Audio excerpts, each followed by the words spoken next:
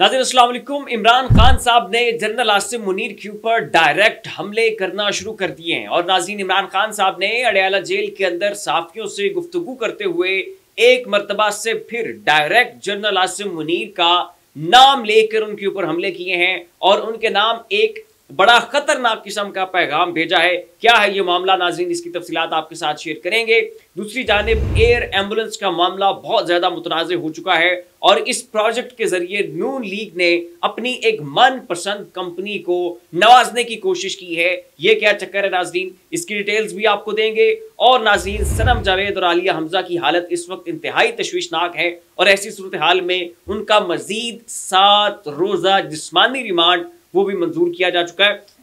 इसकी डिटेल भी अपने आज के इस व्लॉग में शामिल करेंगे, लेकिन उससे पहले आपसे रिक्वेस्ट है इस चैनल को सब्सक्राइब कर दें, साथ जो बेल आइकन है उसके ऊपर भी लाजमी क्लिक कीजिएगा ताकि वो तमाम तर खबरें जिनकी कवरेज मेन स्ट्रीम मीडिया के ऊपर नहीं हो रही है वो आपको इस एक प्लेटफॉर्म के ऊपर मिल सके। तो नाज़रीन आलिया हमजा और सनम जावेद, उनकी हालत इंतहाई तशवीशनाक है। वो पहले ही भूख हड़ताल भी कर चुकी हैं। इसके अलावा उनको इंतहाई गैर मियारी किस्म का खाना दिया जाता है। बड़ा ताफुन ज़दा सेल है उनका जिसमें उनको रखा गया है।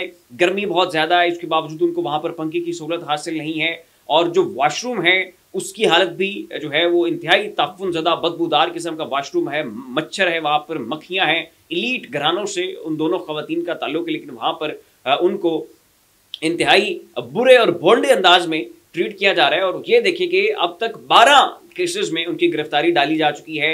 लाहौर के केसेस में भी वो मुलविस हैं। मियाँ वाली में भी 9 मई के रोज जो है जिलाओ घराव के जो केसेस हैं वहां पर भी उनको नामजद किया गया है।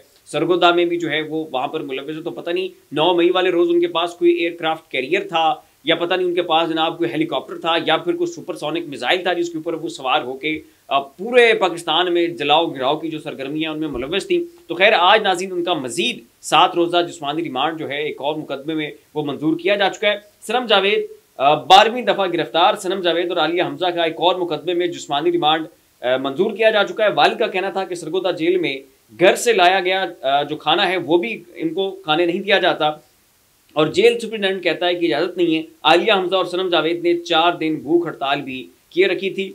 तो ये नाज़रीन इस वक्त इस स्टेट का, इस माँ का रवैया है आलिया हमजा और सनम जावेद के साथ, जो कि नाज़रीन मैंने आपको सुनाया कि कैसे उनको इतनी तकलीफ और अज़ियत में जो है वो रखा हुआ है। ताफुन ज़्यादा सेल है और फिर रमज़ान के दौरान उनके साथ जो नारमा सलूक हुआ और सहरी और अफ्तारी के दरमियान उनको प्रॉपर वे में खाना जो है वो भी नहीं दिया जाता रहा। इसके अलावा नाज़रीन अगली खबर ये है कि जो एयर एम्बुलेंस का मामला है वो खासा मुतनाज़ हो चुका है। अभी हेल्थ की फैसिलिटीज़ आपके पूरे मुल्क के अंदर है नहीं। जो एम्बुलेंस की गाड़ियां हैं वो आपके मुल्क में उनकी तादाद पूरी है नहीं। एम्बुलेंस आपकी टाइम के ऊपर कभी पहुंची नहीं। तो बजाय इसके कि उन मामलात को मजीद आप मुनज़्ज़म करें, उसमें बेहतरी लेकर आएँ, आपने जनाब एयर एम्बुलेंस का एक नया कट्टा खोल के रख दिया है और उसके लिए पैसे आपके पास हैं कोई नहीं और ऊपर से आपने जनाब कर्जे के ऊपर जो है वो ये ठेका एक ऐसी कंपनी को दे दिया है जो कंपनी जो है आप उसको आपकी वो फेवर में है, आप उसको माली तौर पर नवाजना चाहते हैं, आपके रिश्तेदारों की कंपनी है। तो जनाब एक तो मुल्की खजाने के ऊपर ये प्रोजेक्ट बोझ है और बजाय इससे कि ये पैसा जो है जो इस वक्त एम्बुलेंस की गाड़ियां चल रही हैं उनके ऊपर आप सर्व करें, उस सर्विस को बेहतर करने की कोशिश करें, एम्बुलेंस टाइम के ऊपर जाए। आपने जनाब एयर एम्बुलेंस शुरू कर दी और वो भी कर्जे के पैसे की बुनियाद के ऊपर, और उसमें भी नाज़रीन क्या माली बेज़ाब्तियां हैं ये जनाब सुने। पंजाब हुकूमत का एयर एम्बुलेंस मनसूबा शुरू होने से पहले ही मुतनाज़ तरीन हो गया है। जहाज 18 करोड़ रेंट पर लिया गया। फिर अगर आपके पास पैसे नहीं है ऑरेंज ट्रेन की तरह, मेट्रो बस की तरह, तो क्यों आप जनाब कर्जा लेके इस मुल्क के लोगों को जो है आपने इतनी बड़ी मुसीबत में डालना है। फिर आप वो गैस के बिलों में वो पैसे डालते हैं, फिर आप बिजली के बिलों में जो है वो पैसे डालते हैं और गरीब इंसान का जीना आपने दोबर करके रख दिया है। और अब क्या लोग जो है वो अपने अज़ाब बेचते हैं कि अपने गुर्दे, दिल और आंखें निकाल के बेचना शुरू कर दें ताकि जो है वो इन चीज़ों को जो है वो आपको कर्ज की अदायगी की मद में जो उन्होंने टैक्सेस पे करने और मामलात आपने बैलेंस करने होते हैं। आने वाले दिनों में आपने मजीद टैक्सेस जो है वो बढ़ाने हैं। बिजली की कीमतें देखिए, गैस की कीमतें देखिए, ऑयल की प्राइसेस देखिए, आपने वो कहाँ पे पहुंचा दी हैं। तो मुल्क आपका तबाह हाल हो चुका है और ऐसे में आप ऐसी फैसिलिटीज दे रहे हैं जो कि अमेरिका में भी नहीं है। अमेरिका में भी अवामी सतह पे ये फैसिलिटीज मौजूद नहीं है और वो भी कर्ज के पैसों से रेंट के ऊपर जनाब जो है आपने 18 करोड़ रुपए दे के एक जहाज रेंट के ऊपर मुस्तार लेकर, वो जहाज भी खराब है। अब आगे सुने नाज़रीन क्या हुआ। 18 करोड़ रुपए के रेंट के जहाज के ऊपर जनाब ये एक ही जहाज है उसके ऊपर ये सहूलत दी जा रही है और जहाज की क्या सूरत हाल है ये आप सुने। पंजाब में एयर एम्बुलेंस के लिए टेंडर में कामयाब करार दी जाने वाली स्काई विंग नामी कंपनी शराइत पर पूरा ही नहीं उतरती। कंपनी शराइत के ऊपर पूरा नहीं उतरती, लेकिन उसको ये ठेका दे दिया गया। अब ये कंपनी जाहिर है फिर नून लीग के अपने ही किसी रिश्तेदार की होगी कि जनाब उसको नवाजने की कोशिश की गई है। जब उसके कंपेटेबल हुए, उसके मुतबादिल में आपके पास और बहुत सारी कंपनियां, आप उनको ठेका दे सकते थे, लेकिन इसी कंपनी को आपने ठेका क्यों दिया? अच्छा जी, स्काईविंग के पास ना चार्टर लाइसेंस है, ना 5 साल का मतलूबा तजर्बा। कंपनी के पास एयर एम्बुलेंस के लिए सिर्फ एक सिंगल इंजन एयरक्राफ्ट है जो रात को उड़ने के काबिल नहीं है।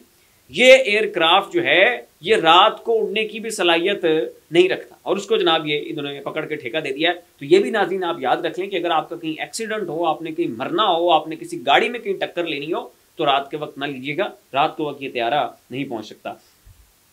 कंपनी के पास एयर एम्बुलेंस के लिए सिर्फ सिंगल इंजन वाला क्राफ्ट है। स्काईविंग के पास आर्जी तौर पर ईदी फाउंडेशन का एयरक्राफ्ट है जिसका लाइसेंस एक्सपायर हो चुका है। ईदी का एयरक्राफ्ट कमर्शियल मकासद के लिए इस्तेमाल करना भी गैर कानूनी है। ईदी के एयरक्राफ्ट पर अपना मोनोग्राम लगाकर तैयार किया गया है। डीजी रेस्क्यू 112 को बेज़ाब्तियों से आगाह किया गया, लेकिन उन्हें नज़रअंदाज जो है उन्होंने इस टेंडर को नज़रअंदाज कर दिया। तो यहाँ पर सवाल तो खड़ा होता है कि बताएं ये स्काईविंग किसकी कंपनी है? ना उनके पास एक्सपीरियंस है, ना उनके पास तैयारे हैं, ना वो जनाब इस प्रोजेक्ट को जो आपने क्राइटेरिया सेट किया है उसके ऊपर वो पूरा उतरते हैं, और उसके बावजूद आपने जनाब उनको नवाजने की कोशिश की और 18 करोड़ रुपए एक वो भन्ने त्रुटे से एयरक्राफ्ट के आपने दे दिए हैं। ना वो रात को उड़ सकता है, ना उसका लाइसेंस पूरा है, ना उस कंपनी का पूरा तजर्बा है, ना उस कंपनी को मार्केट में आए हुए इतना अरसा हुआ है। मनमानियां जनाब, और इसी तरह की मनमानियां इस वक्त नाज़रीन केपीके में भी चल रही हैं। इससे पहले कि मैं केपीके में तहरीक इंसाफ के चंद रहनुमाओं की करप्शन या आप कह लें कि मुल्की खजाने के ऊपर हाथ साफ करने की दास्तान सुनाऊं, पहले मैं आपको यह बता दूं कि इस स्टोरी को ब्रेक करने वाले खुद तहरीक इंसाफ के सपोर्टर हैं, और इस स्टोरी के ऊपर जिन्होंने सबसे ज्यादा तनकीद तहरीक इंसाफ के ऊपर की है वो भी तहरीक इंसाफ के सपोर्टर्स हैं। और ये है नाज़रीन वो शऊर जो कि तहरीक इंसाफ ने लोगों को दिया, जो कि तहरीक इंसाफ ने अपने जवानों के अंदर डाला है कि अब तहरीक इंसाफ भी जब डाइवर्ट होती है, जब वो उस मेन लाइन को छोड़ने की कोशिश करती है और उस मरकज से उस कसौटी को तर्क करने की कोशिश करती है, तो वही तहरीक इंसाफ का दिया हुआ शऊर तहरीक इंसाफ के गले पड़ जाता है। और तहरीक इंसाफ के लोग बताते हैं कि यहाँ पे गलती की है, इसको दुरुस्त करें। आप होते कौन है मुल्की खजाने के साथ खिलवाड़ करने वाले? मरियम नवाज के ऊपर तनकीद होनी है तो तहरीक इंसाफ के जो खवातीन रहनुमा है उनके ऊपर भी तनकीद उतनी ही होगी। क्या चक्कर है नाज़रीन, ये जरा आप सुने। और तहरीक इंसाफ के वर्कर्स ने नाज़रीन ट्विटर के ऊपर जो तहरीक इंसाफ के लते लिए और जो उनके ऊपर तनकीद की है वो देखने वाली थी, और यही वजह है तहरीक इंसाफ की कामयाबी की कि तहरीक इंसाफ का हर सपोर्टर आवाज उठा सकता है और उसे पता है कि उसकी बात सुनी जाएगी। और इससे पहले भी तहरीक इंसाफ जहां पे भी डाइवर्ट हुई है, तहरीक इंसाफ ने जो है वो मयार से उतरने की कोशिश की है। तहरीक इंसाफ के वर्कर्स इनके गले पड़े हैं और तहरीक इंसाफ को अपने वो फैसले रिवर्स करने पड़े थे। खैर लंबी दास्तान है कौन कौन से फैसले जो है वो तहरीक इंसाफ के सपोर्टर्स के एहतजाज की वजह से रिवर्स हुए, उसमें पड़े तो मामला लंबा हो जाएगा। मैं जरा पहले जनाब ये आपको केस पढ़ के सुनाता हूँ। महकमा समाजी बहबूद ने मशीर मिशाल यूसुफ जई के लिए टोयोटा फॉर्च्यूनर खरीदने के लिए सूबाई हुकूमत से इजाज़त तलब कर ली है।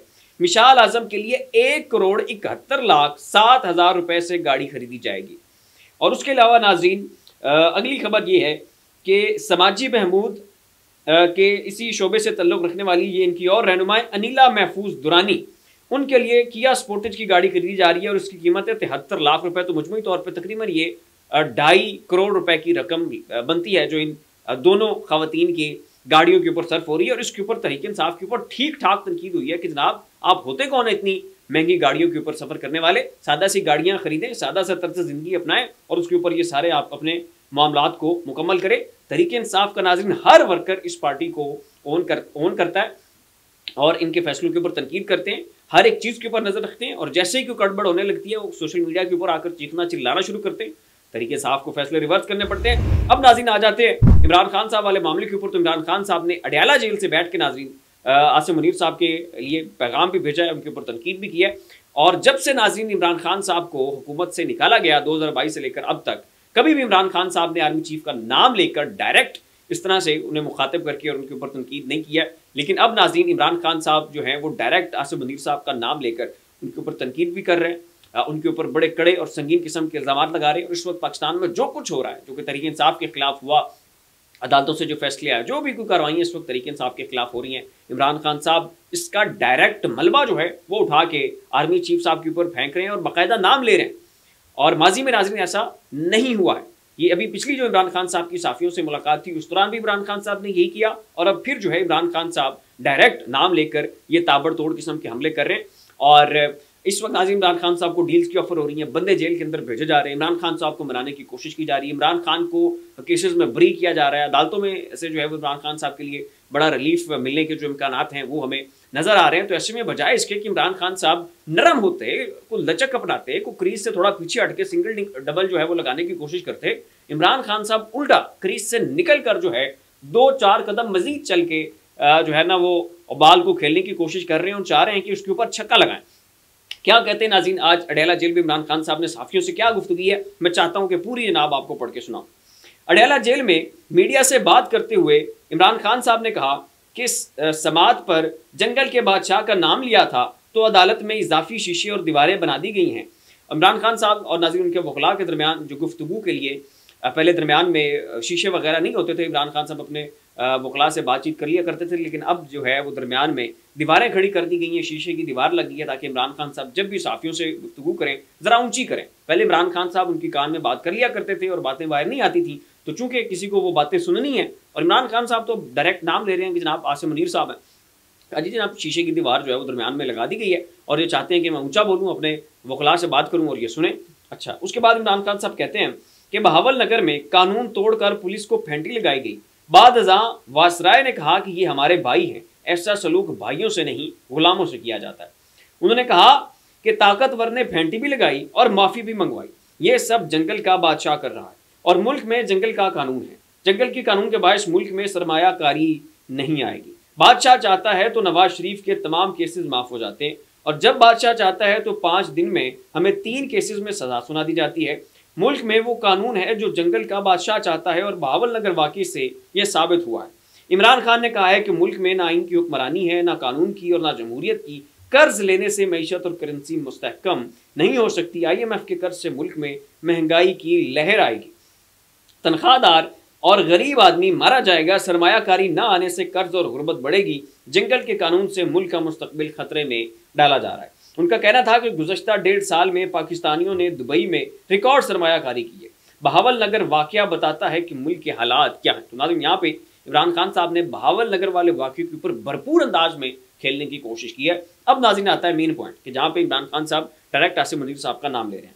PTI के बानी इमरान खान ने इल्ज़ाम आयद किया कि army chief general Asim Munir मेरी ज़ौजा को सजा दिलवाने में बराह रास्त मुलव्वस हैं।